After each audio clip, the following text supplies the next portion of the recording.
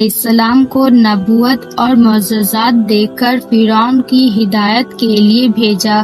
انہوں نے فرعون کے پاس جا کر اللہ تعالیٰ پر ایمان لانے اور نبی اسرائیل پر ظلم نہ کرنے کی نصیحت فرمائی۔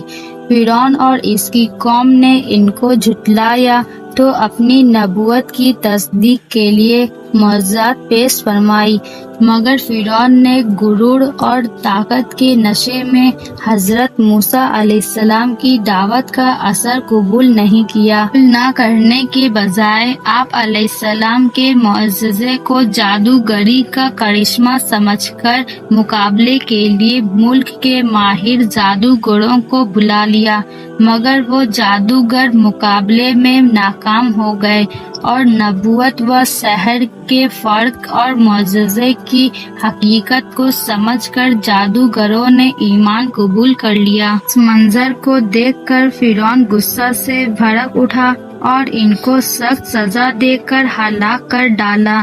اس کے بعد بھی حضرت موسیٰ علیہ السلام مسلسل انہیں دعوت دینے میں مصروف رہے، مگر ان بدبختوں نے پھر بھی ایمان قبول نہ کیا، جس کی وجہ سے ان پر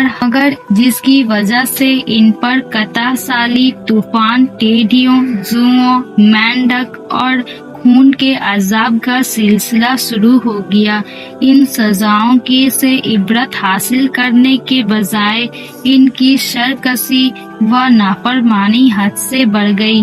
تو اللہ تعالیٰ نے پوری قوم کے ساتھ فرعون کو بحر کلزم میں ڈبو کر ہلاک کر دیا اور ان کی لاش کو محفوظ رکھ کر بعد میں آنے والوں کے لیے عبرت کا نشان بنا دیا۔